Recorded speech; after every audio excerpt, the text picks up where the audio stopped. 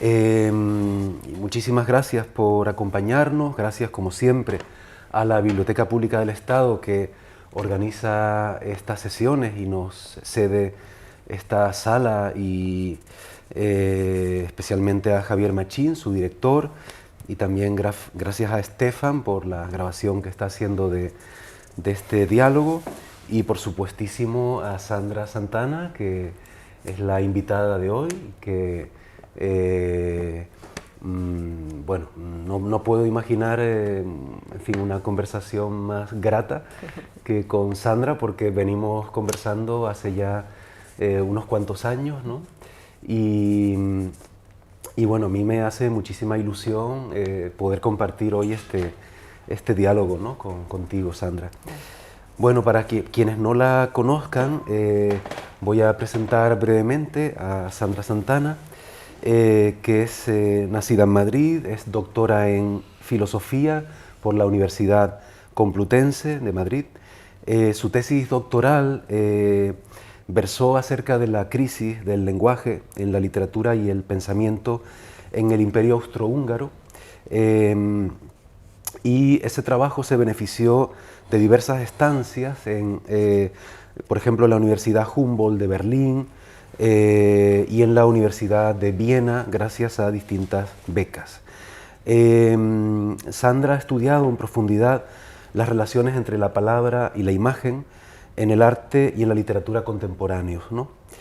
Ha pronunciado conferencias y ponencias en instituciones internacionales como la Universidad de Po en Francia, la Universidad de Kent en Inglaterra o la Universidad de Leipzig en Alemania. Es autora de numerosos artículos publicados en revistas especializadas, entre otras Hispanic Issues, Escritura e Imagen, Cuadernos Hispanoamericanos, etc. En esos artículos aborda la interacción del pensamiento filosófico con las artes y la literatura. Entre octubre y enero de 2016-2017 fue profesora visitante en la Universidad de Princeton en Estados Unidos gracias a una estancia de movilidad. El proyecto que inició en ese momento y que se completó con una estancia en el Getty Research Institute en 2016 está orientado a analizar los vínculos entre las prácticas poéticas y artísticas desarrolladas durante la década de los 60 del pasado siglo, y el resultado viene a estar contenido en este maravilloso libro que es La escritura por venir, del que luego hablaremos, ¿no? Ha dedicado también una especial atención a la cultura española de la segunda mitad del siglo XX, con trabajos sobre el neo-nietzscheanismo español y los escritos, por ejemplo, de Rafael Sánchez Ferlosio.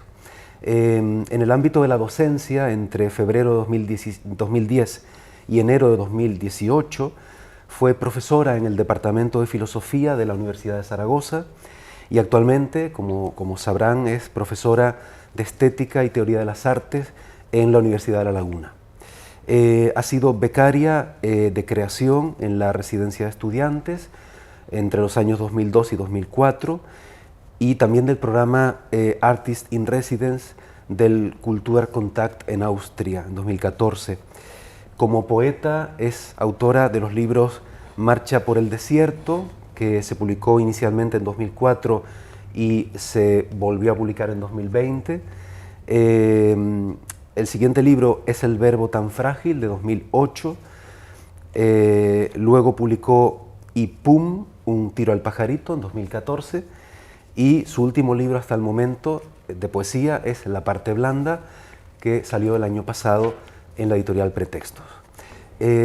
Ha publicado los ensayos El laberinto de la palabra, Karl Kraus en la Viena de fin de siglo, que salió en la editorial Acantilado, y que fue premio Ciudad de Barcelona en 2011, y también este que les decía, que es La escritura por venir, ensayos sobre arte y literatura en los siglos XX y XXI, que salió en 2021. Sandra es igualmente una destacada traductora y trabajos suyos son, por ejemplo, las versiones que ha hecho de la obra poética de Karl Kraus, Palabras en verso, en pretextos, también de la obra poética completa de Petar Hanke, que publicó en la editorial Calambur en 2009. En Barleby. En Barleby, perdón, y que fue premio de traducción del Ministerio de Educación, Arte y Cultura de Austria. También ha traducido a poetas experimentales como Ernst Jandl o Friederike Mayröcker del alemán, y también es traductora del ruso de la poeta Natalia Azarova, entre otros, ¿no? Igualmente sus poemas han sido traducidos, ¿no?, a diversas lenguas como el alemán, el inglés o el portugués, ¿no? Y bueno, una vez al final no pude acortar gran cosa. Sí, decías que era una presentación breve, tan breve fue. Pero bueno, es que no sabía por dónde acortar, ¿no?, realmente. Bueno, normalmente, Sandra, en este ciclo solemos remontarnos un poco a los orígenes, ¿no?, de la persona invitada, y me gustaría preguntarte por tus orígenes. Naciste en Madrid, si no me equivoco, en el barrio de Las Águilas, ¿no? Sí. ¿Qué podrías contarnos un poco también sobre tu infancia, sobre esas primeras lecturas, ¿no?, que son habituales en la infancia y tan formativas, ¿no?, sobre un poco la influencia de tu familia, de los primeros años escolares? Vale, pues vamos, Sí. vamos con ese, Sí. ¿no?, ese llamamiento a la memoria. Antes, un par de cosas. Bueno, primero agradecer a la gente que ha venido hoy, ¿no?, que nos acompañan en este formato así como de mesa camilla, porque lo que vamos a tener aquí es una conversación. Y una puntualización es que estrictamente, bueno, no soy traductora del ruso, es un proyecto que hice con dos traductoras, intérpretes, y de esa manera, porque yo de ruso no tengo conocimientos, pero como la propia poeta sabía español, pues fue un trabajo muy bonito de, pues, intentar ir afinando y buscando un poco lo que ella pedía, ¿no?, lo que pedía el poema. Entonces, bueno, dicho eso, pues efectivamente yo me crié en ese barrio de Las Águilas. Es un barrio, pues, un barrio obrero, de gente trabajadora, que pues yo creo que empezó a crecer en los años 60 con mucha gente pues emigrante. Mis padres venían de Málaga en ese momento, pero no porque fuesen malagueños, mi familia es de Madrid, sino porque mi padre había trabajado allí y bueno, pues está buscando un sitio, llegaron allí. Y nada, mi infancia fue feliz, muy normal. Mis padres, pues, nos alentaban a leer, a pesar de que tampoco en casa nadie había tenido una afición así por la escritura o algo de este tipo, pero bueno, ellos eran aficionados. Y bueno, pues así ¿qué puedo recordar de mi infancia? Pues que en un determinado momento dejé de ser buena estudiante, no sé por qué, pero o al menos yo lo recuerdo así. Mi madre dice que no era para tanto, pero bueno, lo cierto es que por lo que sea, de pronto, sobre todo recuerdo que los libros de literatura cada vez me interesaban menos los párrafos, todo eso que se decía acerca de los autores, pero me interesaban más los textos. Entonces yo en los exámenes no sacaba muy buena nota, pero me fui aprendiendo muchos textos de memoria, que era lo que realmente me interesaba, ¿no? Entonces yo creo que esa fue como una de las primeras vínculos fuertes que tuve con la literatura, ¿no? Porque pues estos manuales de literatura clásica española, pues me lo aprendía, ¿no? Y todavía como que creo que resuenan esas cosas que están ahí. Luego he dejado de aprenderme poemas de memoria, pero entonces hacía esto. Y después, en un determinado momento, pues aquí estamos en un espacio que tiene una biblioteca, y justo fuera hablábamos de la importancia de las bibliotecas. En una adolescencia así, pues un poco conflictiva, como todas las adolescencias, por otra parte,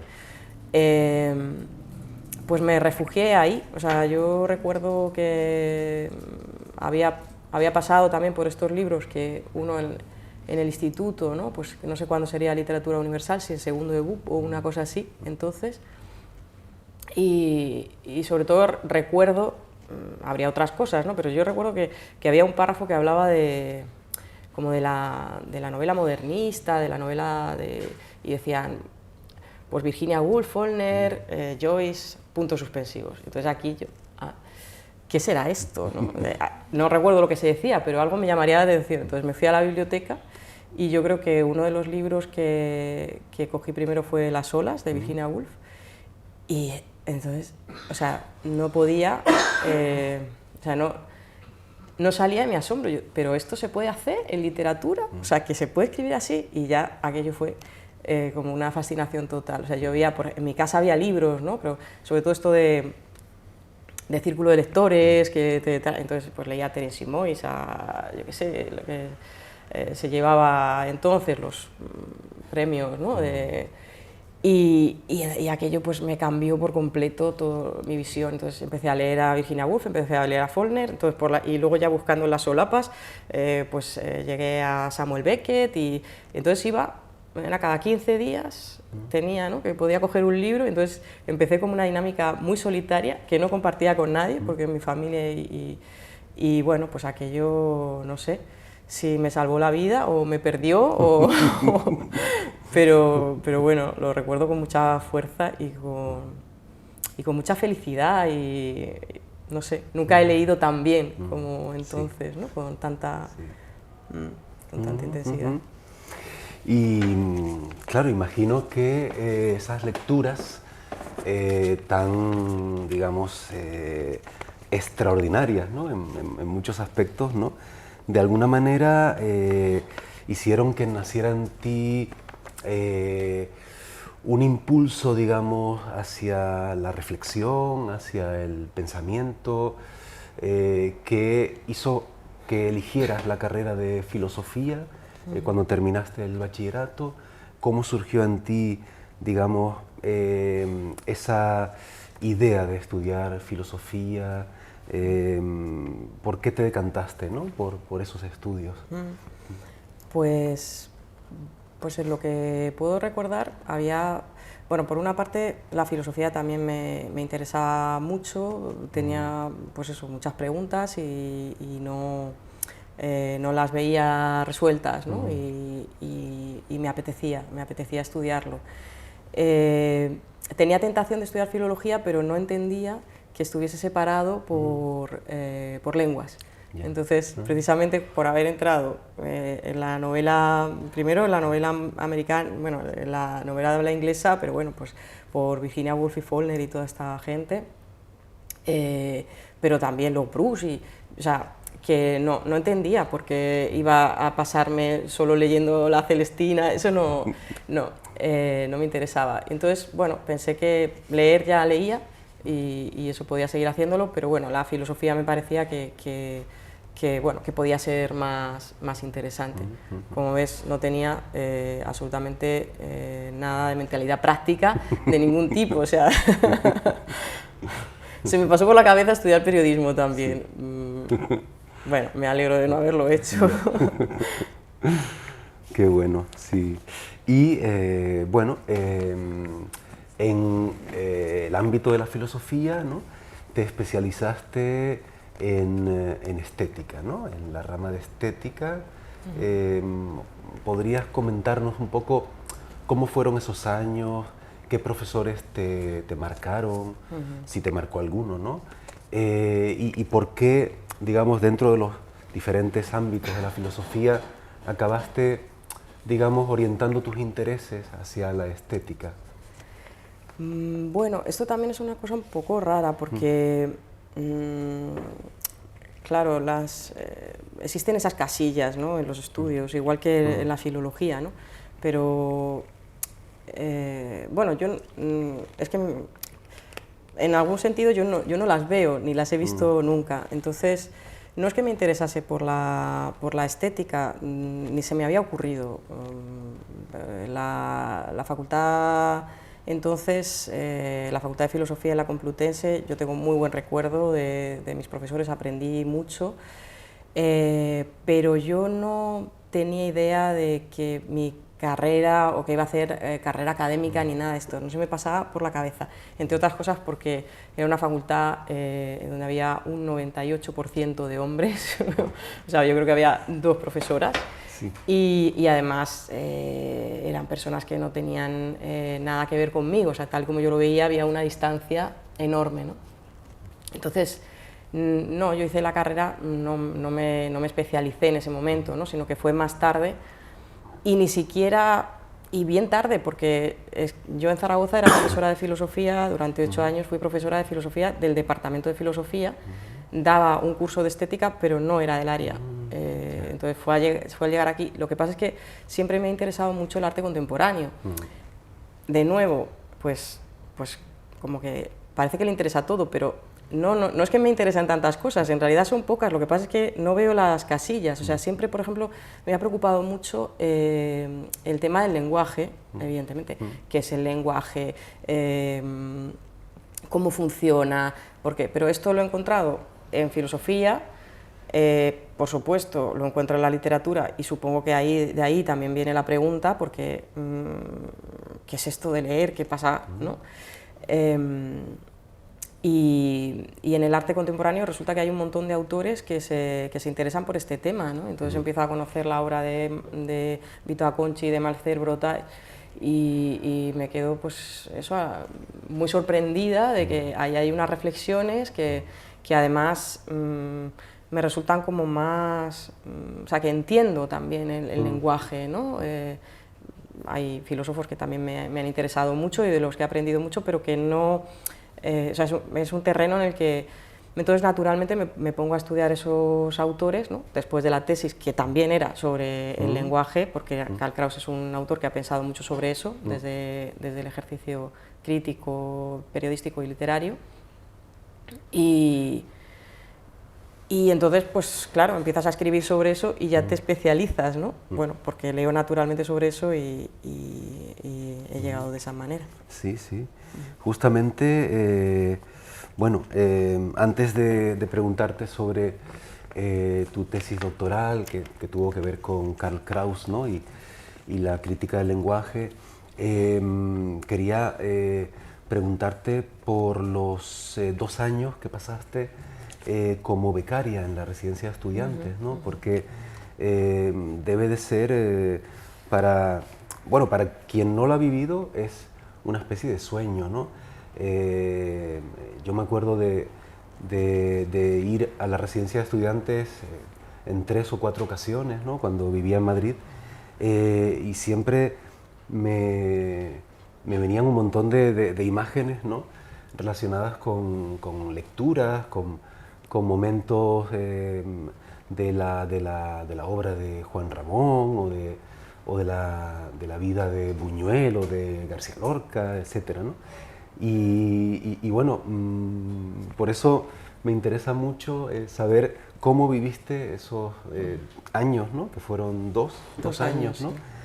Y que estabas además viviendo allí, ¿no? Porque allí se vive y se trabaja, ¿no? ¿Cómo fue aquella experiencia? Pues bueno, pues increíble, la verdad, fue un lujo, pero literalmente.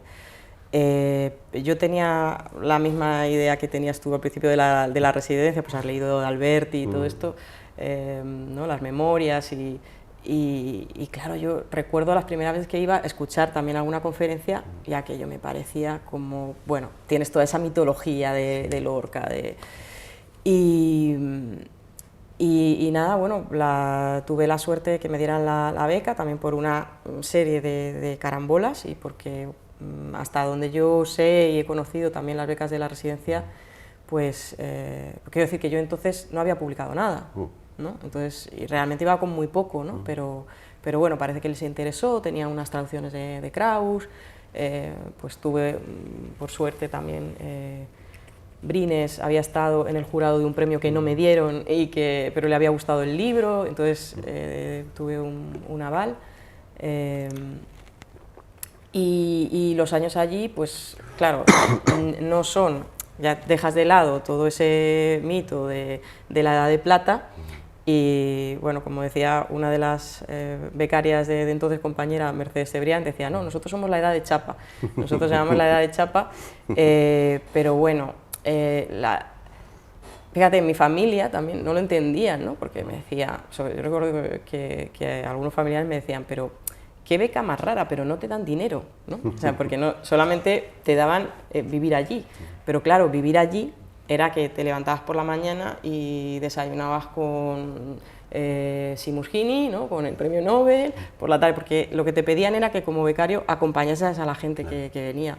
Chabela Vargas se tiraba temporadas por allí, no sé, un montón de gente de todos los ámbitos y bueno, para mí fueron 2 años de, bueno, más importantes que una carrera. O sea, yo a veces llegaba a la habitación realmente exhausta pues de todo lo que estaba aprendiendo, porque ya no solo, sino que los propios becarios, son 5 becarios de creación, 5 becarios de ciencias y 5 de humanidades. Entonces, claro, gente súper apasionada, porque todo el mundo, entonces, uno te hablaba de óptica, otro te hablaba de biología, el otro te hablaba de las células madre, que estaban trabajando en el CSIC, podías visitar aquello, pues todo, pues de historia, de todo, y de literatura yo aprendí muchísimo. Estaba Mariano Peirú, estaba Mercedes, luego está Miguel Álvarez Fernández, que bueno, pues tuvimos también una relación de mucho tiempo y también colaboramos juntos en proyectos,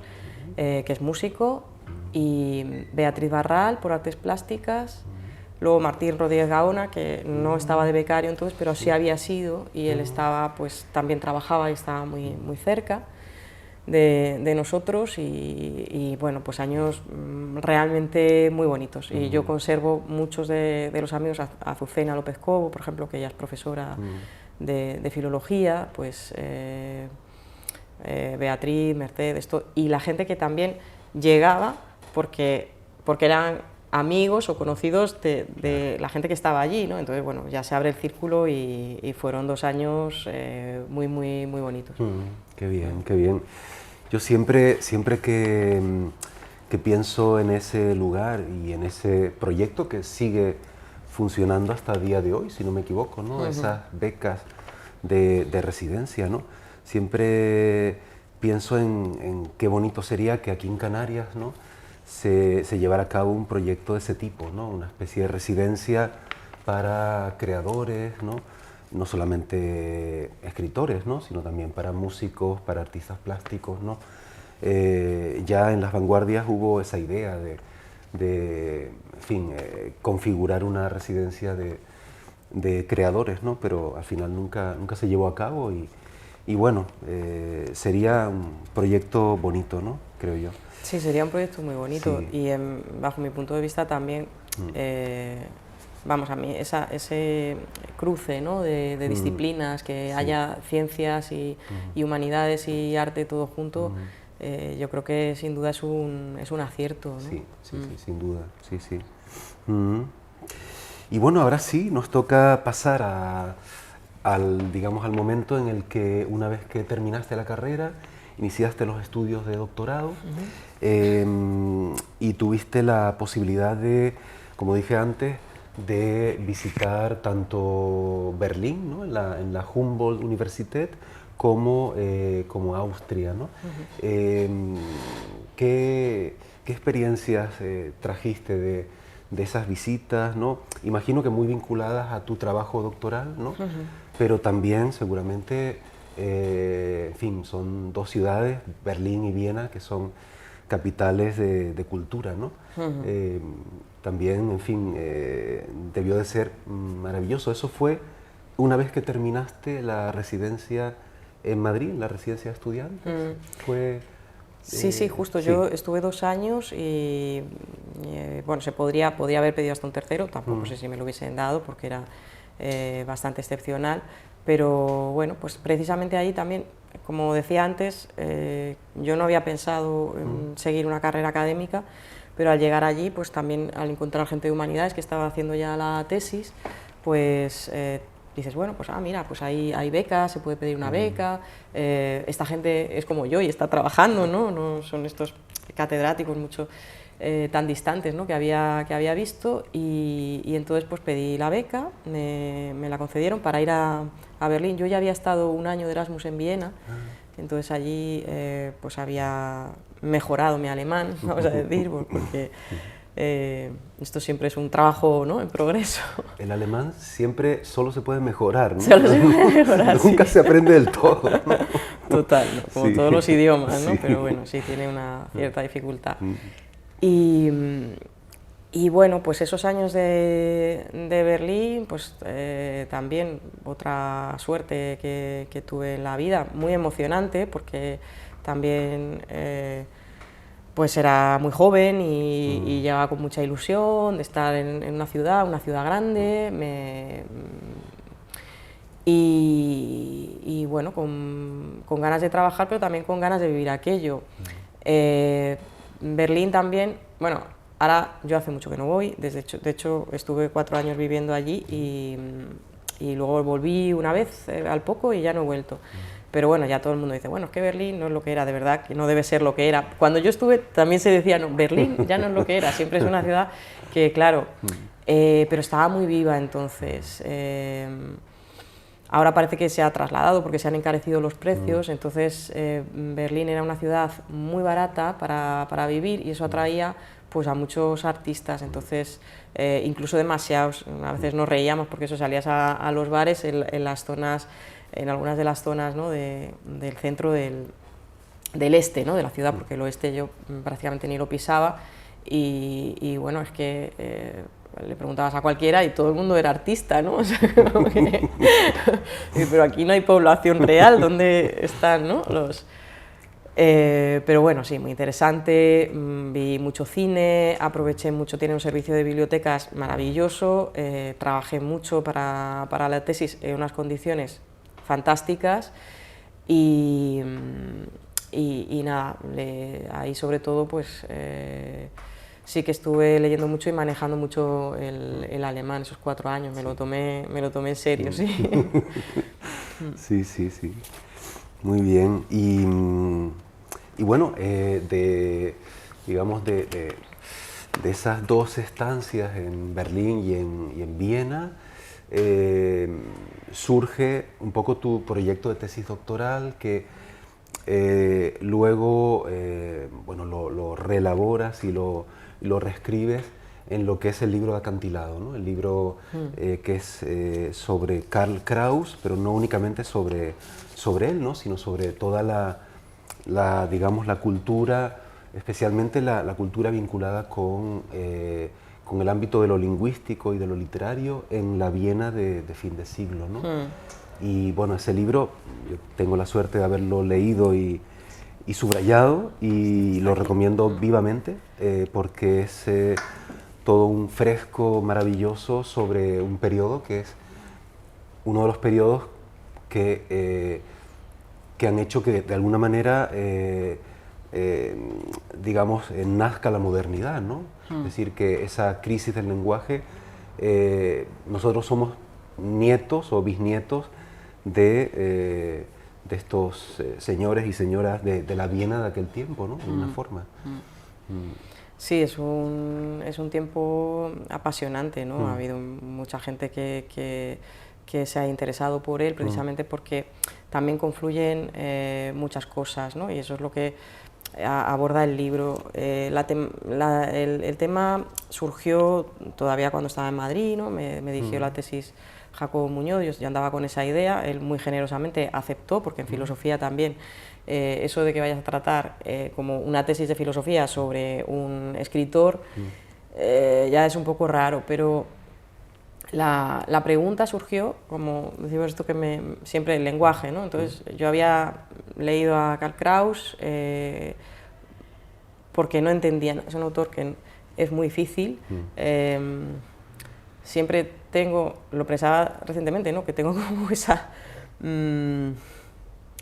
esa debilidad por, ¿no?, por las dificultades. Entonces, cuando estaba de becaria, o sea, cuando estaba de Erasmus en Viena, tuve un curso, no entendía muy bien, entonces empecé a leerlo. Y bueno, había una cosa de Karl Kraus que a mí me fascinaba, que decía que el lenguaje es la madre del pensamiento. Entonces, ahí lo que estaba estableciendo era una anterioridad del lenguaje, ¿no?, respecto del pensamiento que me llamaba mucho la atención y que además pues tenía mucha relación con algunas cosas que yo había leído del postestructuralismo, y yo decía, pero qué raro este señor, ¿no?, de principios de siglo que dice estas cosas. Entonces fue ahí cuando pues empecé a tirar del hilo y a tratar de investigar por qué sucede eso, ¿no? Entonces eso me llevó a abrir un poco el foco, ¿no?, estudiar pues la Viena, la joven Viena, la escena literaria, la escena artística, ¿no?, la secesión, qué es lo que pasaba entonces, por qué Karl Kraus estaba obsesionado por el lenguaje. Eso me llevó también a estudiar el contexto histórico, ¿no?, porque era un momento de crisis lingüística, claro, que luego se refleja en Wittgenstein, en Hofmannsthal, ¿no?, está Kraus. Hay muchos autores que reflexionan sobre el lenguaje y bueno, detectan, ¿no?, como síntomas bueno, pues de esos, ¿no?, las palabras se deshacen como hongos podridos, que decía Hofmannsthal, todas estas cosas, ¿no? Y bueno, pues ese periodo histórico en el que es que era un problema para el Estado, ¿no?, cómo unificar un imperio que se deshacía en distintas comunidades y en distintas nacionalidades, ¿no? Y bueno, pues desde ahí es donde lo abarqué y este fue el resultado. Después también es que he tenido varias suertes en la vida, ¿no? Entonces, bueno, pues tuve la suerte de que yo pensé, cuando me dieron la beca, ¿no? Claro, la beca también era una cuestión de supervivencia económica, ¿no? Pues o pides la beca para decir, ¿cómo puedo yo seguir leyendo? Bueno, pues pido una beca y entonces te dan la beca para hacer la tesis. Y yo dije, bueno, si hago la tesis, lo que voy a hacer es escribir un libro. Eso sí lo tenía muy claro, ¿no? O sea, ya que voy a estar aquí 4 años, no voy a escribir una tesis, voy a escribir un libro. Y yo, de esto que piensas, si tuviese que publicarlo en algún sitio, yo lo veo en acantilado, ¿no? Y bueno, pues gracias a Isidoro Reguera, que estaba en mi tesis, me dijo, este libro, ¿por qué no lo presentas? Lo presenté y me dijeron que sí, no podía creerlo, no podía creerlo.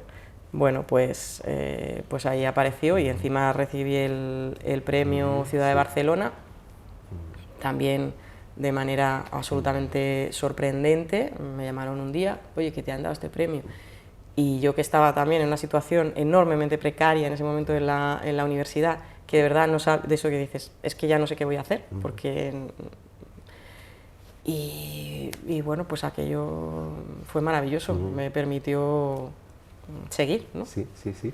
Sí, porque no es nada fácil, desde luego, publicar en acantilado, ¿no? Que es una de las grandes editoriales, ¿no?, de este país, ¿no? Y realmente no hay más que ver la factura de los libros, la distribución que tienen, ¿no?, la repercusión que tienen estos libros, ¿no?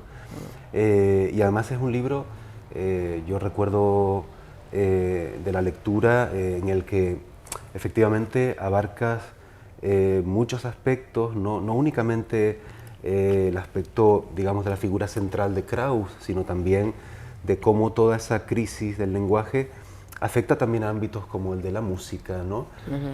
Con la música tonal, que comienza con Schoenberg, ¿no?, y con Alban Berg, con Weber, ¿no? Y luego también todo el ámbito de las artes plásticas, ¿no?, con Klimt, ¿no? Y es decir, es un periodo en el que realmente, en fin, de alguna manera seguimos estando necesitados de reflexionar, ¿no?, sobre lo que allí ocurrió, ¿no? Y luego, Sandra, bueno, tu primer libro, porque, claro, la publicación de Marcha por el Desierto en 2004 es una publicación, si no me equivoco, muy limitada, con muy poquitos ejemplares, ¿no? Y luego por eso ese libro se reeditó en, si no me equivoco, en 2020, no, en 2020, ¿no? Sí. Es decir, Sí, que es casi 16 años después, ¿no? Pero en realidad había sido tu primer libro, había sido finalista del premio Emilio Prados, ¿no? En 2001, ¿no? Entonces, bueno, no sé, ¿qué podrías comentarnos sobre este libro, sobre Marcha por el Desierto? Bueno, una pincelada sobre el libro es que se trata de una mirada oblicua frente a la extrañeza de la vida cotidiana, ¿no? Sí, No sé si te identificas un poco con esa visión de este libro. ¿Sí? Pues sí, sí, yo creo que es una buena descripción. Es un libro pues que comencé estando en la carrera, todavía no había terminado. De hecho, fue durante esa estancia de Erasmus en Viena, ¿no? Que estuve allí 9 meses, y recuerdo que envié el libro desde allí a este premio. No me había presentado tampoco a premios antes.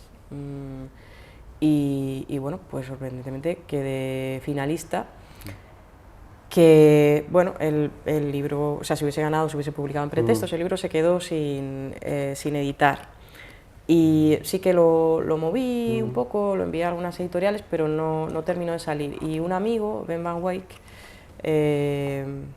que bueno, lamentablemente ya falleció, pero bueno, era un entusiasta del libro. Él era americano y trabajó como profesor de traducción e interpretación allí, y bueno, lo tradujo y dijo, mira, lo autoeditó, hizo unos vídeos preciosos sobre el libro, pero bueno, ahí se quedó. Y nada, bueno, para mí es un libro también importante, porque es pues eso, un libro de formación, pero que me sigue gustando. Claro, no es lo que escribiría hoy, pero estoy contenta con él, y me dijeron los editores de Pregunta de Zaragoza que si quería editarlo con ellos, y dije, pues venga, vamos, adelante. Claro. Sí. Y para esta reedición, digamos, no reelaboraste los poemas, sino que está tal cual se había publicado en su momento. Sí, no podía tocarlo, ya le había dado tantas vueltas, estaba y ha pasado tanto tiempo. Bueno, hay autores que sí lo hacen, ¿no? Entonces siguen, ¿no? No sé si es Gamoneda, uno de los que comenta, ¿no? Que sigue pues poemas muy antiguos, los vuelve a reelaborar. Lo toqué muy poco, alguna cosa a lo mejor mínima, un verso o un par de cosas, y ahí está. Es un libro también que en la residencia de estudiantes, pues Miguel Álvarez Fernández, que es músico, también hicimos un proyecto que estuvo muy bien. Bueno, el proyecto era suyo, yo ponía nada más que los poemas, pero él elaboró una pieza estando en la residencia que era para recitadora y electrónica en vivo, y esto se presentó en unas jornadas en el Reina Sofía, en el momento en que estábamos porque era bastante novedoso en aquel entonces, ¿no? O sea, yo recitaba los poemas y la música, ese recitado se procesaba por ordenador, y en tiempo real la música se iba generando a partir de ese recitado, o sea, con el material de la voz se iba, y bueno, también fue un proyecto muy bonito, como cosas, ¿no?, que le han ido pasando al libro. Sí, no sé si podría leernos, si quieres leer algún poema de este libro. Sí. Vale.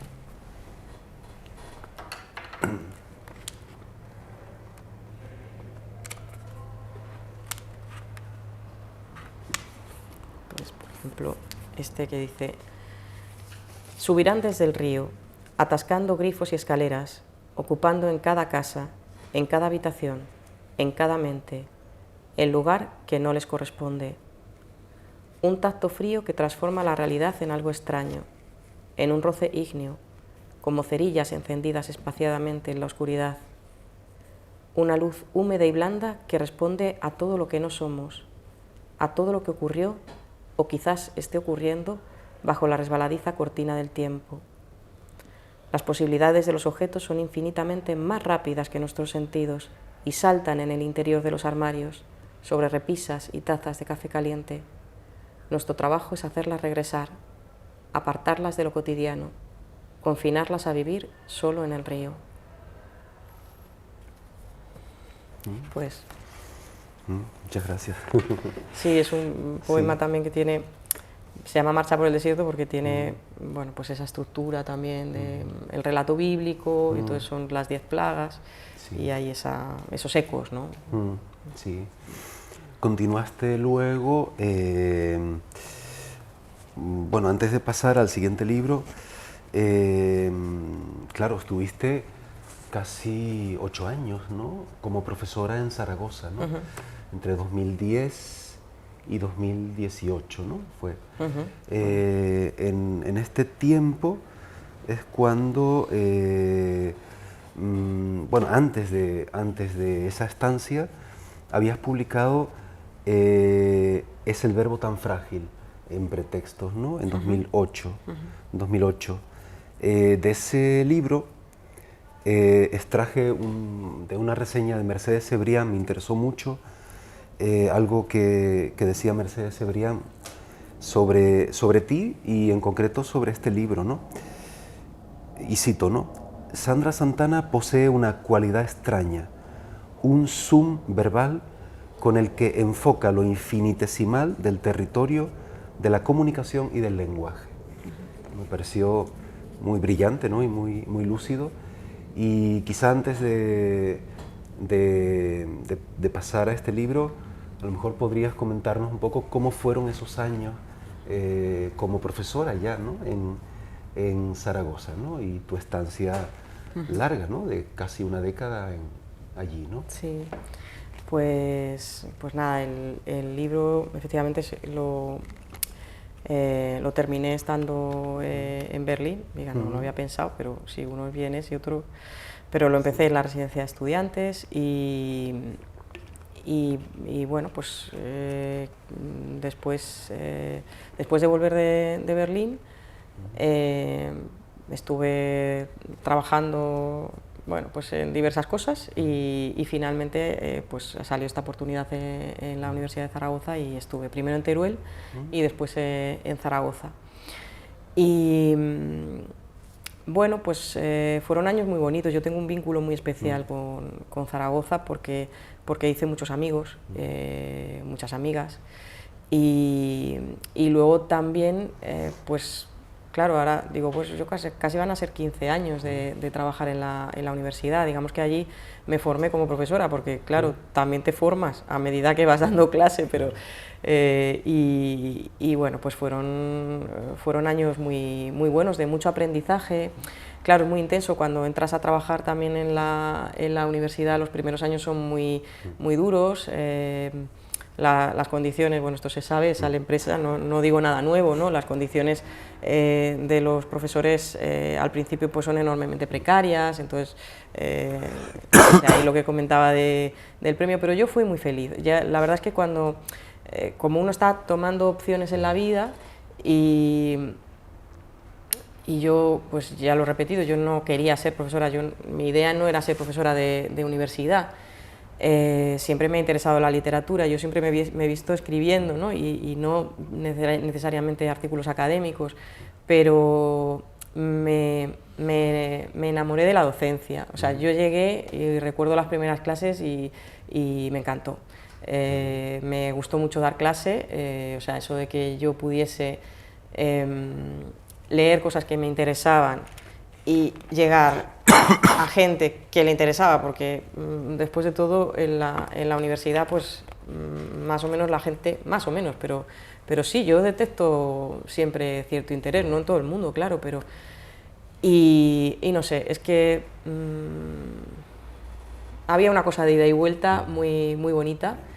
Había una de las cosas que había, digamos, intentado era ganarme la vida como traductora, cosa que dejé por varias razones. Primero porque yo hago traducción, pero por placer y además me declaro no traductora, para que se entienda, porque tengo mucha admiración, es una labor muy difícil, muy importante además, importante evidentemente para la gente que leemos y nos apasiona la literatura, es importantísimo.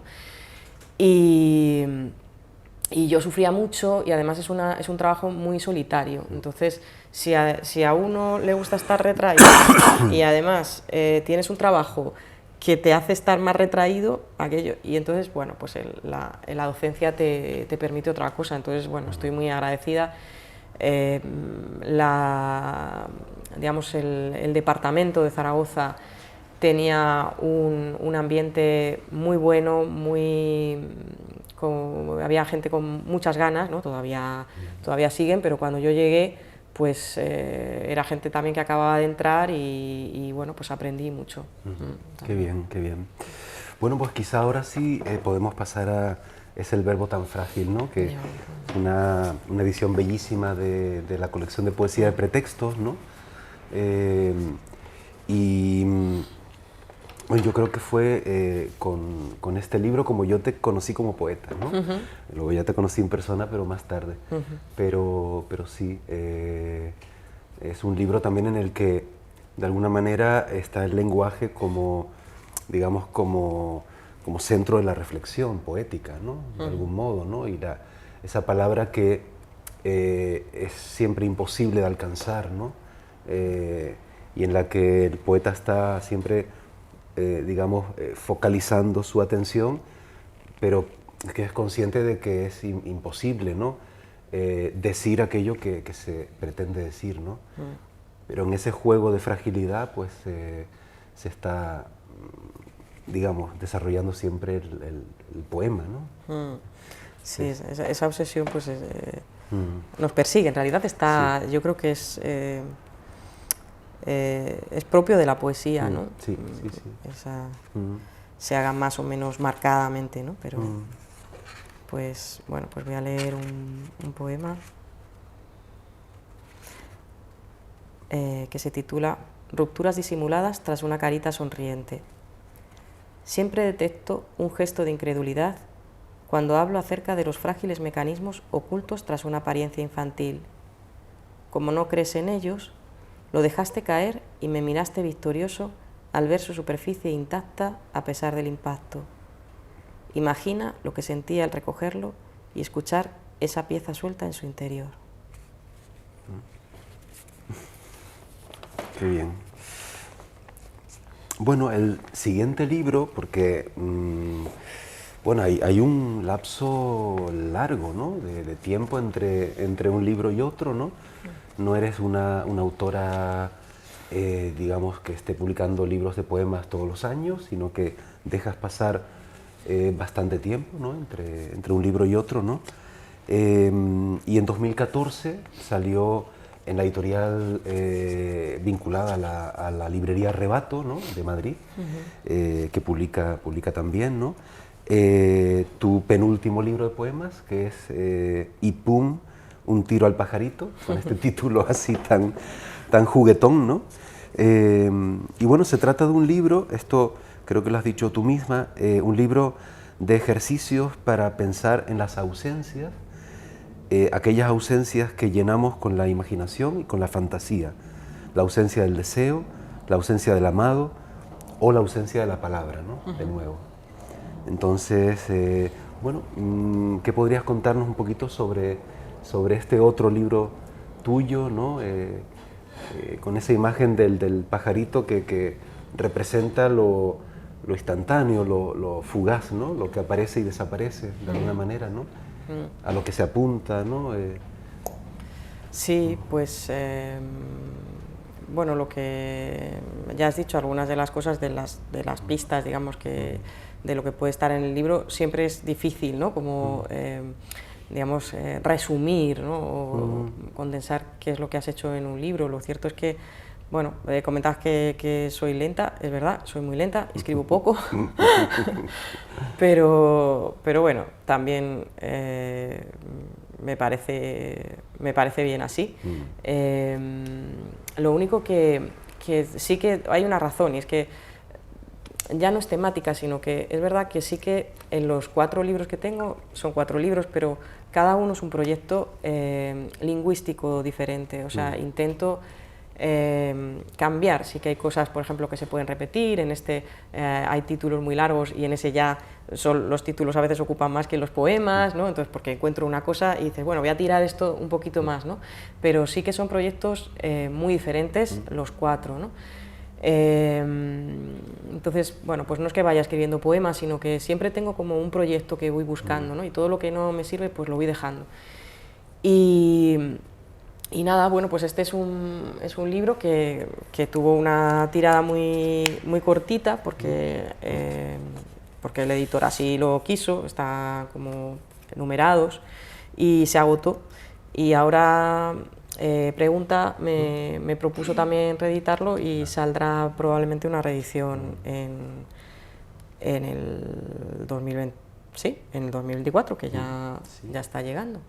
Y luego otra cosa bonita que voy a decir para presumir, porque claro. Cosas que le pasan a los libros, es que con un poema de este libro, bueno, en realidad no es el poema, son solamente unos versos, pero van a estar bordados por Teresa Lanceta, que es una artista a la que yo admiro mucho, y para una exposición que se inaugura ahora en el Patio Herreriano, pues que es un trabajo precioso sobre los bordados de mujeres castellanas relacionadas con la nobleza de la Edad Media, pues bueno, es como una especie de diálogo entre el pasado y el futuro. Entonces utiliza algunas poetas contemporáneas y ha abordado estos versos. Así que voy a leer el poema. Ese, ¿no? Sí.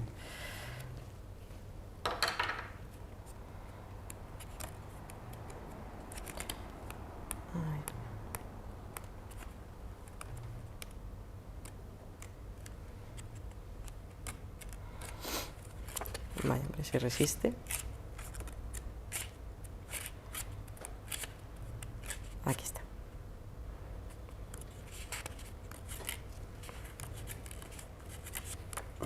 Aquí está. Entonces leo el título, que hay que decirlo porque es largo. El título dice: llorad, estúpidos, pero llorad con lágrimas de limón y miel. Llorad con lágrimas como trenzas de colegiala, con lágrimas que se llenan con los pájaros del cielo y estallan y se multiplican y brillan por un momento tanto que nos dejan ciegos para las cosas de la razón. Y aquí el poema. El corazón de Netzahualcóyotl me lo como yo todas las mañanas en el desayuno. Lo saco de su mudez todas las mañanas. Habla aquí el corazón del indio y dice: Quetzalcóatl tiene plumas y hermosas y eternas para quien mira al cielo. Para quien doblega la cabeza, solo tiene escamas. Yo, que he ido y he vuelto de la casa de Dios, os digo: dejad que vuestro corazón devore el mundo, rápido, antes de que anochezca. Sonríe mi boca, devoradora de corazones, las palabras como pájaros volando sobre el cristal. Sí, ahí. Wow. Yo creo que este es el único libro tuyo que no tengo, o sea, que ese ejemplar guárdalo bien, porque igual luego... Bueno, tendrás de la nueva edición, es que ya no me queda, no sé. No, yo lo sé. Bueno, y podemos pasar al último de tus libros de poemas, ¿no?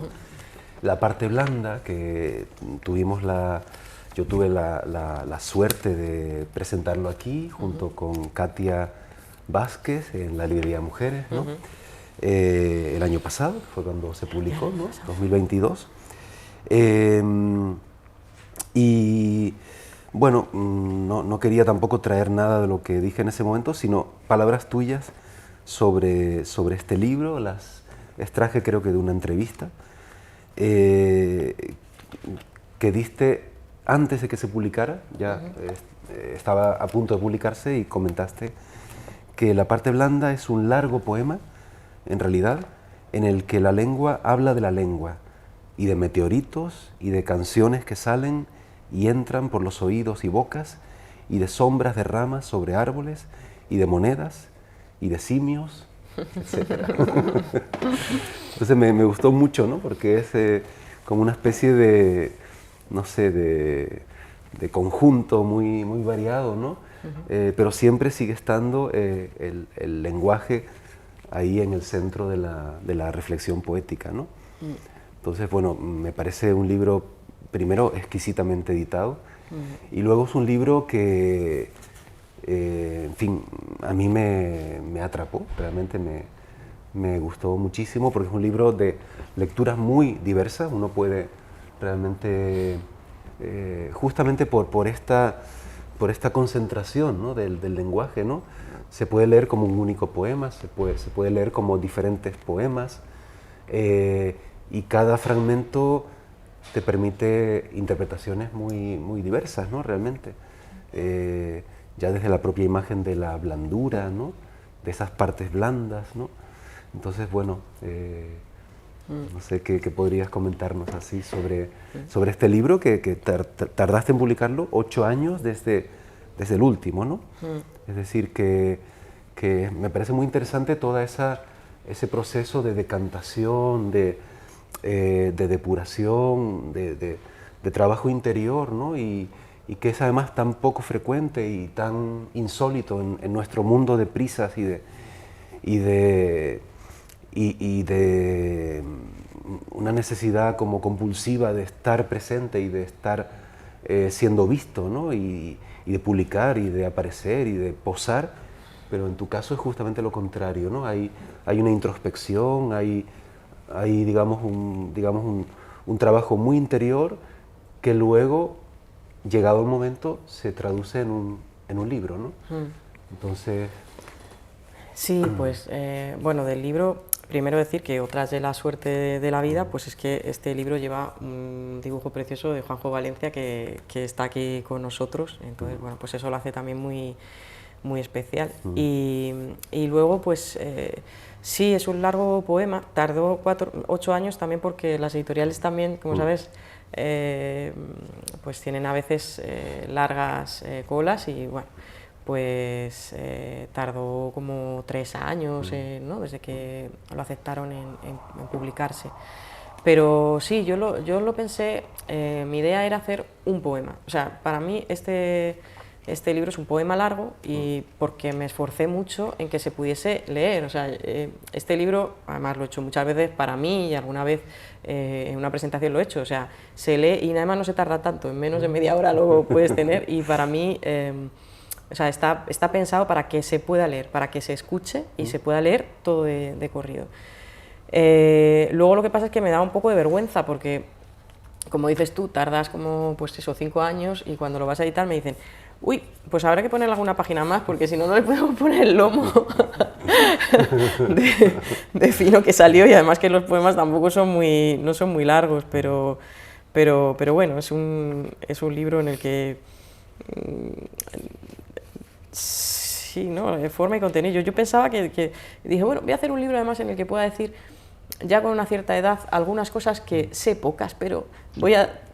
¿no? Cuando uno, claro, dicho así parece que voy a sermonear o algo, bueno, pero son cosas como pequeñas que yo pensaba que podía decir, ¿no? Porque pensaba que ya estaba, ¿no?, en una cierta etapa de no sabía nada. Luego tuve un hijo y me di cuenta de que no sabía absolutamente nada. O sea, todo eso ya... Pero bueno, como son cosas pequeñas, pues supongo que algunas siguen valiendo para mí. Pues no sé. Si quieres leo algún poema. Sí. Vale. Pues...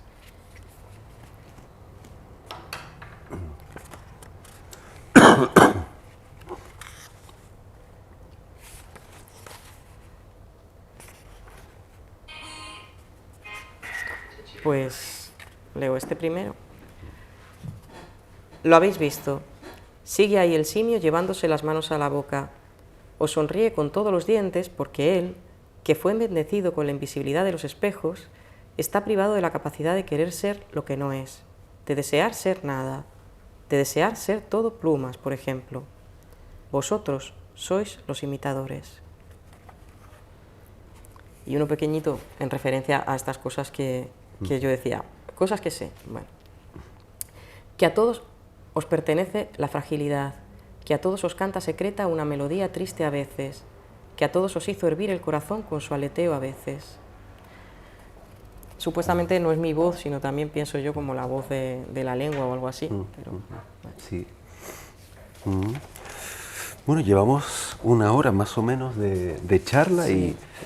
y conviene que vayamos terminando, Sí. pero antes de terminar, por supuesto, nos quedan 2 o 3 preguntas que quería hacerte, sin falta, porque el último libro tuyo que he leído, ¿no?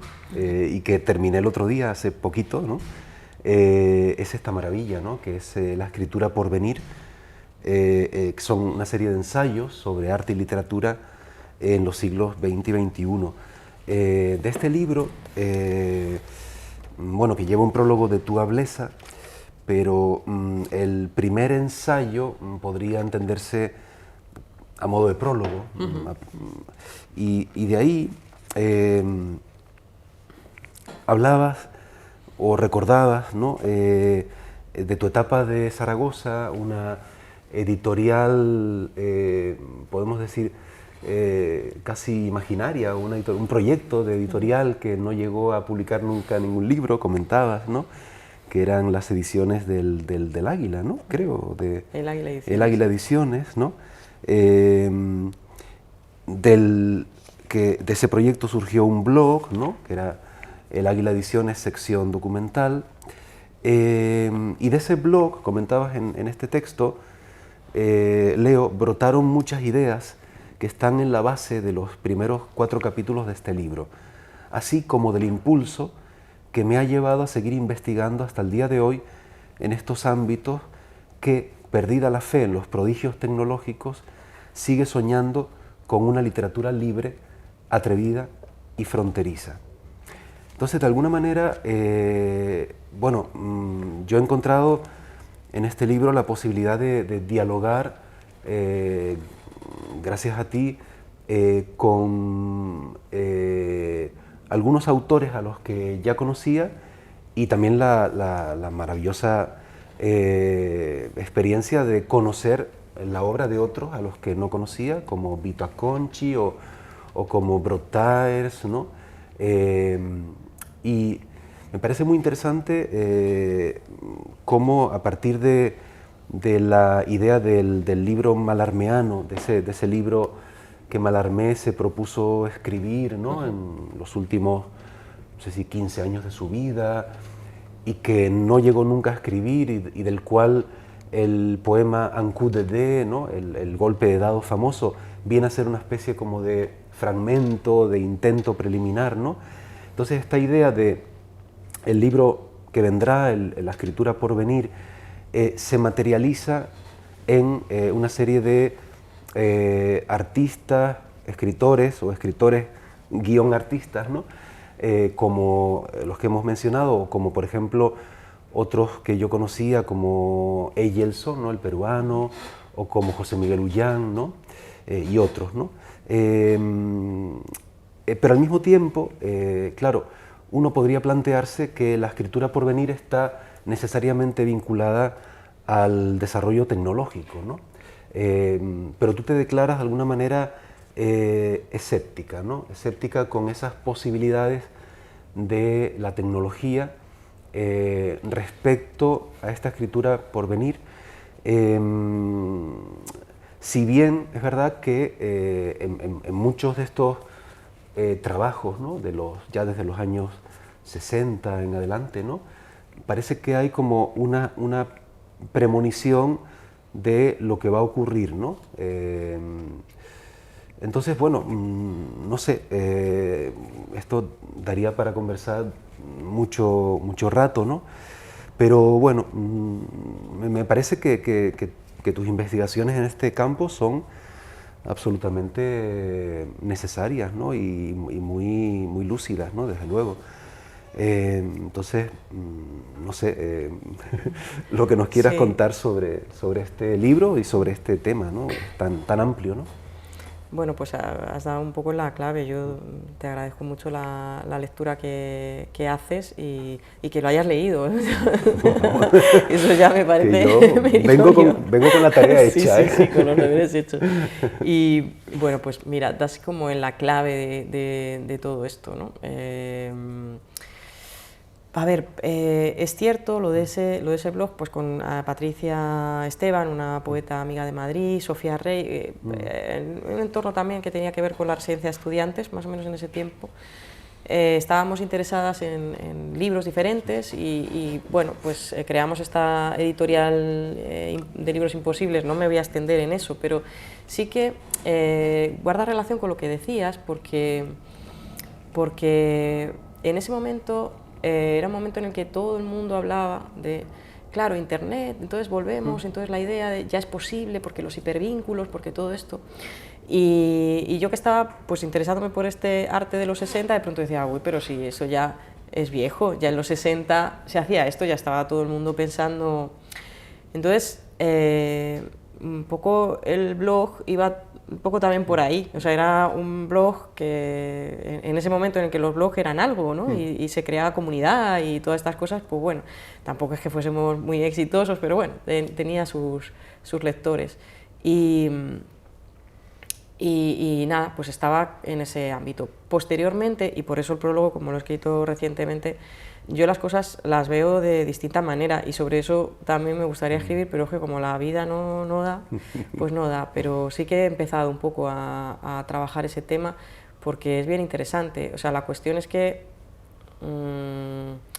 no es que tenemos internet y entonces existen esas posibilidades, sino que ¿y por qué estos autores estaban? Porque es que se gesta en el mismo momento, o sea, Internet se gesta en el mismo momento en el que en arte están pasando estas cosas, o sea que el sueño es común, un poco si lo ves, e incluso hay cruces, ¿no?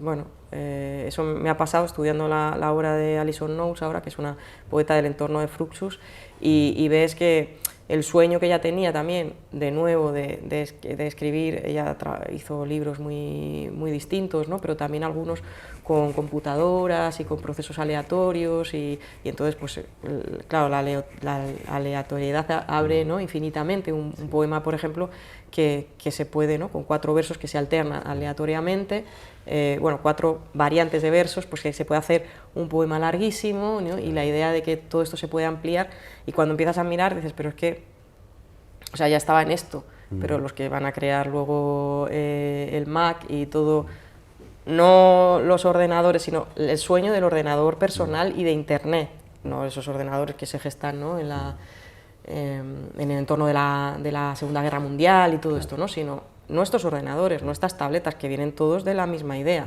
Y de hecho hay algunos ingenieros que también desarrollan la idea de propiamente un libro que se parece a las tabletas actuales, o sea que ahí pasa algo, pero que es común, ¿no? Claro. Entonces, Sí, es bien, un tema muy interesante. Sí, pero totalmente.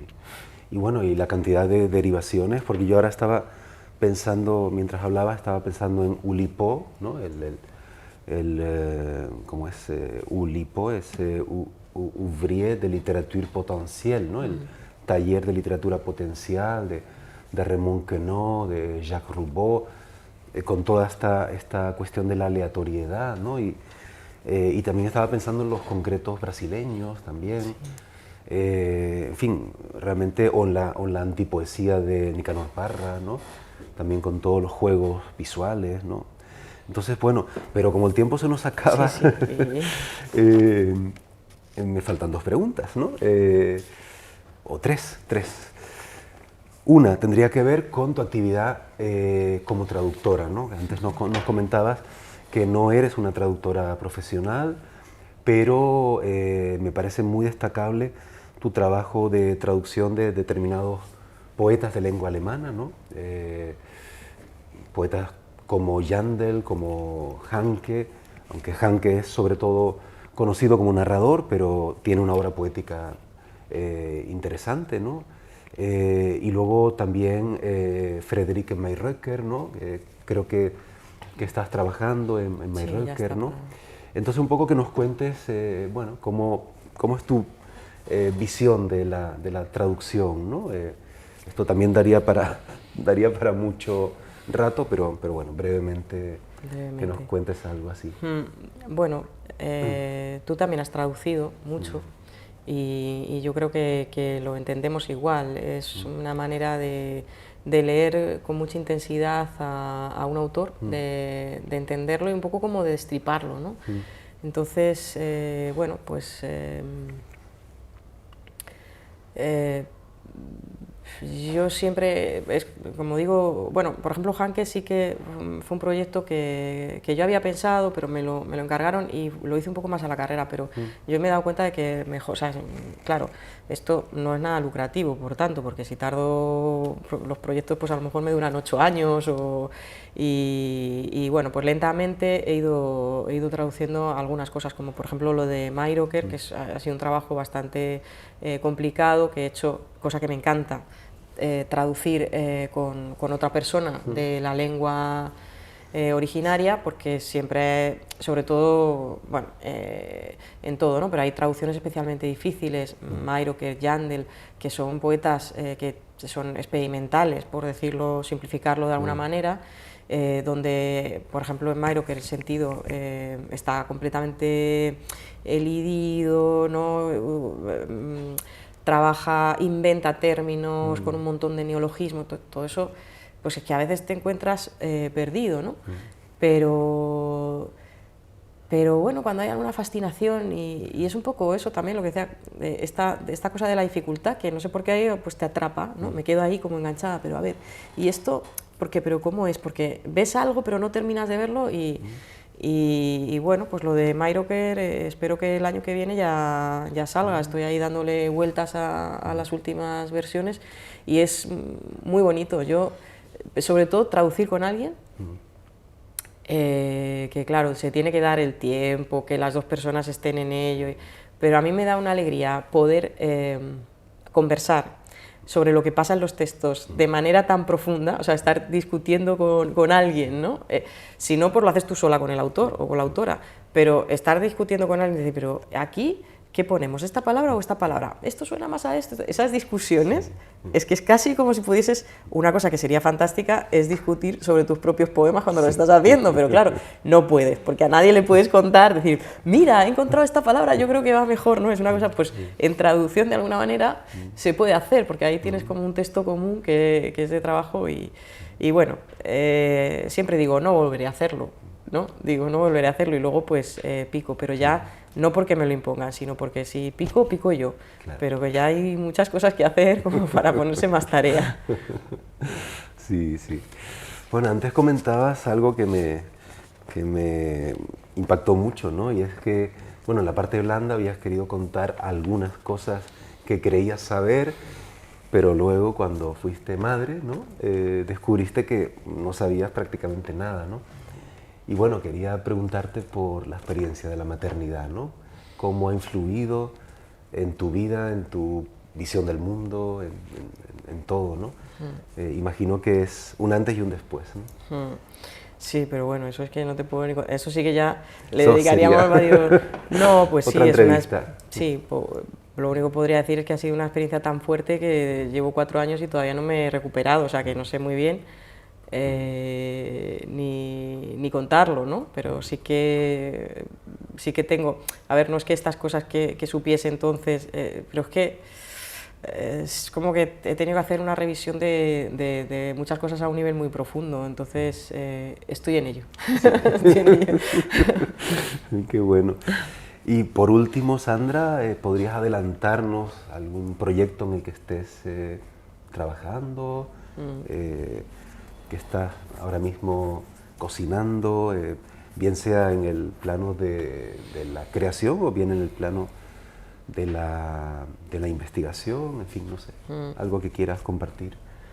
Pues vamos a ver qué acaba, pero bueno, estoy en un momento feliz en ese sentido porque he vuelto a escribir, digamos, a ponerme con algún proyecto literario, algo de poemas que no sé, es tan inicial que ni siquiera sabes, ¿no? Pero ya el hecho de empezar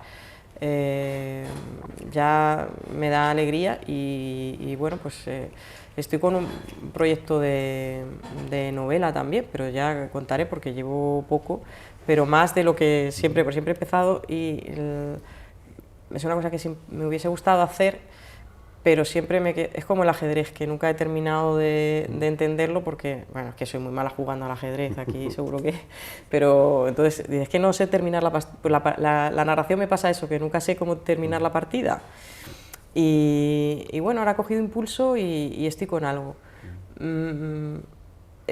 ¿No? Para mí la escritura tiene dos momentos felices. El comienzo, que es cuando todo puede ser, lo del el libro por venir, sí. Porque todo puede ser, incluso puedes hacer algo muy bueno, ¿no?